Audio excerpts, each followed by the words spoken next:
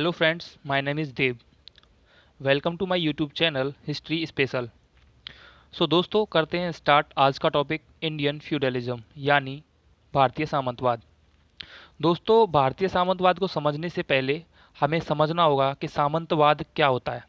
वैसे तो सामंतवाद को ठीक ठीक परिभाषित कर पाना बहुत कठिन है, लेकिन सामंतवाद एक ऐसी मध्ययुगीन प्रशासकीय प्रणाली और सामाजिक व्यवस्था थी जिसमें स्थानीय शासक उन शक्तियों और अधिकारों का उपयोग करते थे जो सम्राट, राजा अथवा किसी केंद्रीय शक्ति को प्राप्त होते थे।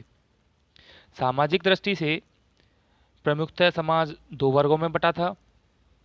पहला था सत्ता और अधिकारों से युक्त राजा और दूसरा था राजा के सामंत व अधिकारों से वंचित कृषक व दास।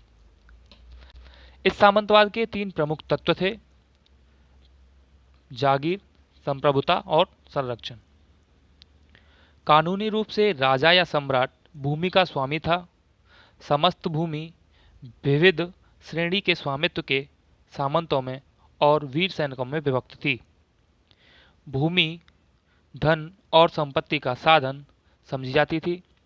सामंतों में यह वितरित भूमि उनकी जागीर होती थी। व्यावहारिक रूप से इस वितरित भूमि के भूमिपति अपनी अपनी भूमि में प्रभुसत्ता संपन्न होते थे। इन सामंतों का राजा या सम्राट से यही संबंध था कि आवश्यकता पड़ने पर वे राजा की सैनिक सहायता करते थे और वार्षिक निर्धारित कर देते थे। समय समय पर वे भेंट व उपहार स्वरूप धन भी देते थे। ये सामंत अपने क्षेत्र में प्रभुसत्ता संपन्न अर्थात सुवर्ण होते थे और वहाँ शांति और सुरक्षा बनाए रखते थे। वे किसानों से कर वसूलते और उनके मुकदमे सुनकर न्याय भी करते थे। यदि हम सामंतवाद को भारतीय संदर्भ में देखें तो सन 750 से 1200 एडी के बीच का समय भारतीय इतिहास में पूर्व मध्यकाल के रूप में जाना जाता है। इस काल को हमेशा संकट, पतन व अंधकार के काल के रूप में देखा जाता रहा है। इससे पहले भारतीय इतिहास को हिंदू, मुस्लिम व ब्रिटिश कालों के रूप में जाना जाता था, लेकिन जब हम पूर्व मध्यकाल शब्द का प्रयोग करते हैं तो ऐसा माना जाता है कि भारतीय समाज में निरंतरता के साथ ही बदलाव के दौर थे। इतिहासकार बी डी चट्टोपाध्याय अपनी पुस्तक the making of early medieval India में बताते हैं कि 750 एडी से 1200 एडी का काल बदलाव तथा परिवर्तन का दौर था। लेकिन इन परिवर्तनों को समझने के लिए यह जानना जरूरी है कि प्राचीन क्या था। प्राचीन की सबसे साधारण अवधारणा यह है कि आर्य आक्रमण व तुर्की आक्रमण के बीच के काल को प्राचीन काल माना जाता है। इस काल में वंशों का उदय व पतन हुआ, कुछ वंशों का विकास हुआ और जब सभ्यता बिगड़ने लगी तो अंधकार युग की शुरुआत हो गई। इसी संबंध में इतिहासकार आर एन चक्रवर्ती अपनी पुस्तक अर्ली एक्सप्लोरिंग इंडिया में बताते हैं कि प्राचीन की अवधारणा नए पुरातात्विक अनुसंधानों के विस्तार के बाद इतिहासकारों को सही प्रतीत नहीं होती, क्योंकि नए शोधों से प्रतीत होता है कि प्राचीन काल का विकास सीढ़ी की भांति नहीं हो रहा था, बल्कि अलग अलग क्षेत्रों में अलग अलग संस्कृतियों के विकास के रूप में हो रहा था। नए अनुसंधानों के अनुसार प्राचीन काल को पूर्व ऐतिहासिक काल कहा गया है। इसके बाद जो काल आया उसे पूर्व मध्यकाल कहा गया है। इतिहासकारों के बीच पूर्व मध्यकाल के समाज, राजनीति और अर्थव्यवस्था की प्रकृति को लेकर एक लंबी बहस छिड़ी हुई है। इस संबंध में विभिन्न इतिहासकारों द्वारा अलग अलग दृष्टिकोण प्रस्तुत किए गए हैं। इतिहासकार कार्ल मार्क्स के द्वारा भी भारतीय संदर्भ में प्राच्य निरंकुशवाद यानी ओरिएंटल डेस्पोटिज्म की चर्चा की गई है तथा अन्य कुछ इतिहासकारों ने पूर्व मध्य युग में किसी बड़े राज्य के अभाव में इसे अंधकार युग की संज्ञा दी है। लेकिन कालांतर में बदलाव से संबंधित इतिहासकारों ने पूर्व स्थापित मान्यताओं की आलोचना कर इस युग पर लगे अंधकार युग के शीर्षक को हटाकर इसे बदलाव व निरंतरता की संज्ञा दी। पूर्व मध्यकाल के संदर्भ में सर्वप्रथम इतिहासकार डी डी कौशाम्बी द्वारा चर्चा की गई। उन्होंने इस काल को सामंतवाद की संज्ञा दी। उन्होंने सामंतवाद की एक स्पष्ट परिकल्पना पेश की, जिसे ऊपर से आया सामंतवाद तथा नीचे से आया सामंतवाद के रूप में परिभाषित किया। इनका समर्थन इतिहासकार आर.एस. शर्मा, बी.एन.एस. यादव व डी.एन. झा जैसे विद्वानों ने किया। इन सामंतवादी विचारकों ने राजनीतिक विकेंद्रीकरण, नगरीय केंद्रों व मुद्रा प्रणाली का पतन तथा कृषकों का बंधुआ मजदूरी में रूपांतरण के रूप में इस युग का वर्णन किया। 1970 के दशक तक सामंतवाद के तर्क को विद्वान चुनौती देने लगे। सबसे पहले इतिहासकार डी.सी. सिरकार ने बताया कि पूर्व मध्यकाल में सामंतवाद नहीं था, बल्कि लैंडलॉर्डिज्म था। इसके बाद इतिहासकार हरवंश मुखिया ने अपने लेख was there feudalism in India में सामंतवाद के तर्क को अस्वीकार कर दिया। इसके अतिरिक्त दक्षिण भारत के संदर्भ में विखंडित राज्य की अवधारणा के रूप में इतिहासकार बर्टन स्टीन ने 1980s में सेगमेंट्री स्टेट मॉडल पेश किया है, जिसके तहत शासक के पास राजनीतिक शक्ति नहीं होती थी, बल्कि वह अनुष्ठानिक यानी धार्मिक प्रभुसत्ता के बल पर शासन करता था।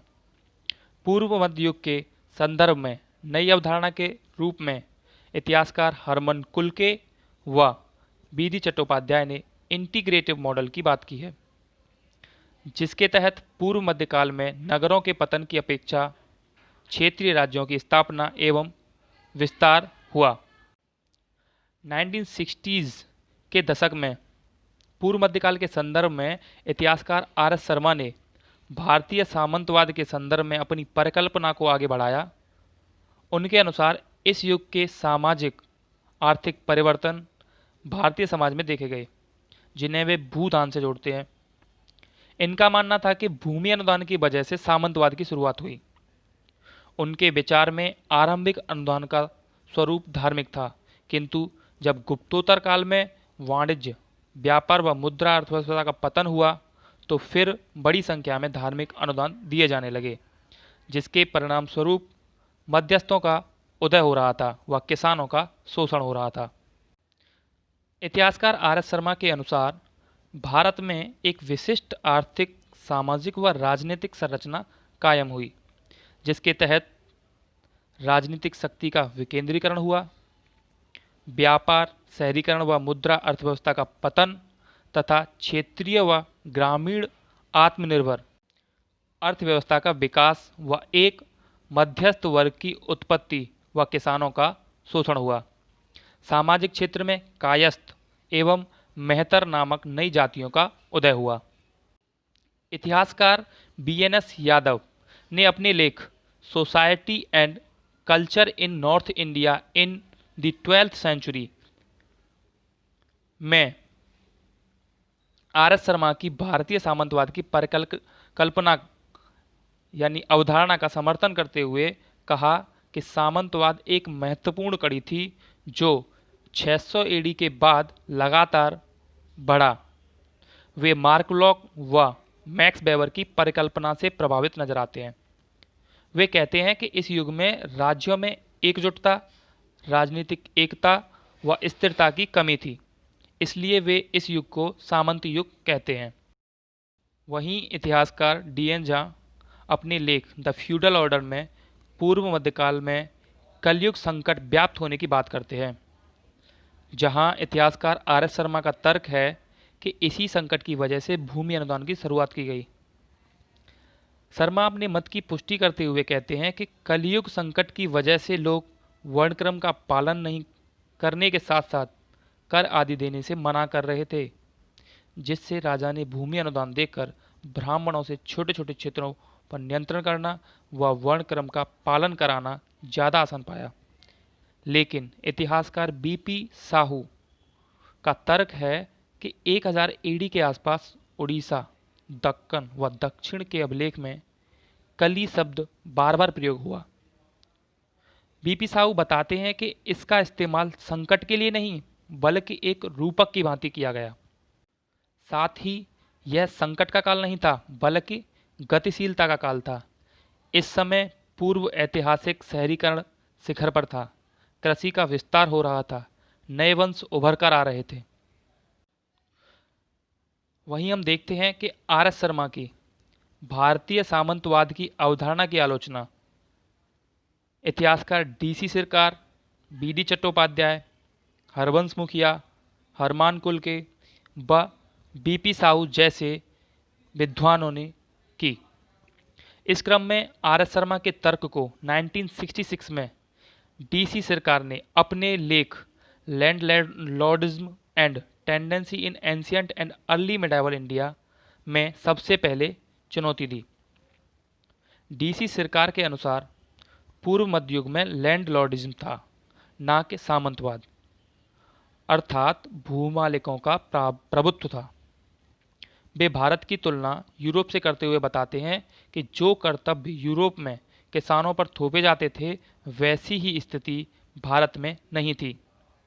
सरकार का मानना है कि नगरों का पतन पूरी तरह नहीं हुआ था तथा द्रक्षमा व देहर जैसे सिक्के कई क्षेत्रों में पाए गए हैं।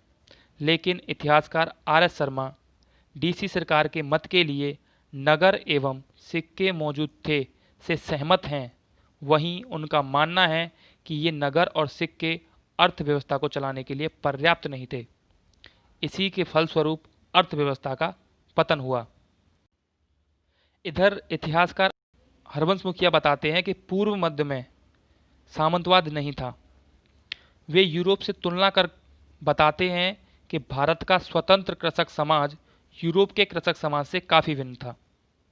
भारत का किसान उतना निर्भर नहीं था जितना यूरोप का था, क्योंकि यूरोप में उत्पादन पर मालिक का नियंत्रण था, किंतु भारतीय किसानों को काफ़ी स्वतंत्रता प्राप्त थी। वहीं इतिहासकार आर एस शर्मा ने अपने लेख how feudal was Indian feudalism में मुखिया के मत का खंडन करते हुए कहा कि किसान तभी स्वतंत्र माना जा सकता है जब वे अपने उत्पादन का प्रयोग कर सकें, मगर पूर्व मध्य युग में भारत में ऐसा नहीं था। भारतीय इतिहास लेखन में विवाद का मुख्य मुद्दा यह है कि जब कुछ विद्वान एक क्षेत्र को केंद्र मानकर उसे पूरे भारत पर यानी पैन इंडिया लेवल पर लागू करते हैं। एक क्षेत्र को केंद्र मानने का यह नजरिया गंगा घाटी पर आधारित था। इस संदर्भ में इतिहासकार बीडी चट्टोपाध्याय व हरमान कुलके जैसे विद्वानों ने इंटीग्रेटिव पॉलिटी की बात की है। उनके अनुसार पूर्व मध्य युग में कुछ नगरों का निश्चित रूप से पतन हो गया, किंतु अधिकांश नगर अस्तित्व में बने रहे। वहीं विद्वान युआनज़ेंग ने कौसाम्बी, वैशाली की जीर्ण शीर्ण होती अवस्था का वर्णन किया है, लेकिन गंगा घाटी के वाराणसी, थानेश्वर तथा कानिकुब्ज जैसे नगरों की समृद्धि का वर्णन किया है। इस संबंध में इतिहासकार आर एस शर्मा ने स्वीकारा है कि 11वीं सदी में उपमहाद्वीप के कुछ हिस्सों पर नगरों का पुनरुत्थान देखा गया है। इतिहासकार हरमान कुलके के अनुसार 10वीं से 13वीं सदी के बीच का क्षेत्रों का उदय हुआ, जिससे नए क्षेत्रीय वंश उभर कर आए। नई राजनीतिक व्यवस्था का उदय हुआ, जैसे पाल व सेन बंगाल में, सोम व गंगवंश उड़ीसा में तथा चोल तमिलनाडु व राजपूत राजस्थान में। इतिहासकार बीडी चट्टोपाध्याय बताते हैं कि ऐसे राज्यों के उदय से बड़े पैमाने पर विस्तारवादी एकीकृत संरचनाओं का उदय हुआ, लेकिन इन राज्यों में एक केंद्र का अभाव होने के कारण वहां प्रभुसत्ता का बंटवारा हो रहा था। 9वीं से 10वीं सदी के बीच इतिहासकार चट्टोपाध्याय एक दूसरे से जुड़े अनेकों सामाजिक बदलावों को चिन्हित करते हैं। पहला बदलाव, इनमें कबीलों का संस्कृतिकरण। दूसरा बदलाव, नए जातियों का प्रगुलन। तीसरा बदलाव, नए अपधर्मी पंथों का उदय के साथ साथ कृषि आधारित समाज का विस्तार आदि हुआ था। आगे चट्टोपाध्याय बताते हैं कि इन सभी को बदलाव का घोतक माना गया है। इतिहासकार बर्टन स्टाइन ने पूर्व मध्यकाल के संदर्भ में सेगमेंट्री स्टेट मॉडल पेश किया। बर्टनस्टाइन के अनुसार पूर्व मध्यकाल में राज्य छोटे छोटे खंडीय राज्यों में विभाजित था, जिसमें राजा के पास पर्याप्त राजनीतिक शक्ति नहीं होती थी। वह धार्मिक प्रभुसत्ता के बल पर शासन करता था। दक्षिण भारत के संदर्भ में इतिहासकार केशवान वेलुथट तथा आर एन नंदी जैसे विद्वानों ने पूर्व मध्यकाल में सामंती मॉडल की प्रस्तावना की, जबकि अन्य विद्वानों जैसे टीवी महालिंगम, नीलकंठ शास्त्री व अप्पा दोराई ने दक्षिण भारत के संदर्भ में समाजवाद के मॉडल का खंडन किया है तथा इतिहासकार जेम्स हिड्समैन ने पूर्व मध्यकाल में एशियाटिक मोड ऑफ प्रोडक्शन जैसे मॉडलों की चर्चा की है तथा भूमि एवं श्रम व राज्य संरचना के बीच सरोकार ढूंढने का प्रयास किया है। इसी के साथ साथ इतिहासकार नोबोरू काराशिमा भी दक्षिण भारत के संदर्भ में सेगमेंट्री स्टेट व फ्यूडल मॉडल को नहीं मानते, क्योंकि उनका मानना है कि चोल काल में केंद्रीयकृत राज्य सत्ता का अभ्युदय हुआ। वहीं इतिहासकार आर चंपक लक्ष्मी अपने लेख ट्रेड आइडियोलॉजी एंड अर्बनाइजेशन में बताती हैं कि दक्षिण भारत के संदर्भ में सामंतवाद की अवधारणा उचित नहीं है। वे उसका खंडन करते हुए कहती हैं कि पूर्व मध्यकाल में राज्य के शक्ति के पतन की अपेक्षा चेरा व पल्लव के अंदर नाडु की संख्या बढ़ रही थी, जिससे स्टेट पावर बढ़ रही थी। कृषि का विस्तार कर छोटे छोटे क्षेत्र अपना विकास कर रहे थे। यही स्थिति प्रायद्वीप क्षेत्र में देखी गई। शहरों के रूप में तंजौर, चोलपुरम, कुडलमुख का विकास हो रहा था। आगे आर चंपका लक्ष्मी कहती हैं कि गंगा घाटी में अदृश्य कुछ नगरों का पतन दिखता है कि सिर्फ एक क्षेत्र उत्तर भारत की स्थिति पर सामंतवाद की व्याख्या कर संपूर्ण भारतीय क्षेत्र यानी पैन इंडिया में लागू करना तर्कसंगत प्रतीत नहीं होता है।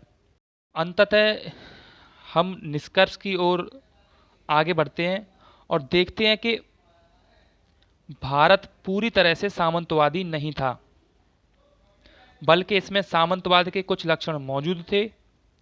इतिहासकार पूर्व मध्यकाल के जिस हिस्से को अंधकार के युग की संज्ञा देते हैं वह उतना ही प्रगतिशील था। जैसा कि इतिहासकार आर एस शर्मा कहते हैं कि व्यापार और सिक्कों की कमी थी और अर्थव्यवस्था गिर रही थी। वहीं हम देखें तो इतिहासकार बी डी चट्टोपाध्याय ने बताया कि कृषि के क्षेत्र में विकास हो रहा था। अतः उपरोक्त विवाद को देखते हुए कहा जा सकता है कि पूर्व मध्यकाल में खंडित राज्य, एकीकृत राज्य व सामंती राज्य के कुछ कुछ लक्षण थे, न कि पूर्णतः सामंती था। सामंतवाद से संबंधित यह विवाद अभी भी चल रहा है, अतः पूर्णतः निष्कर्ष तक पहुंचना औचित्यपूर्ण नहीं है। Thank you.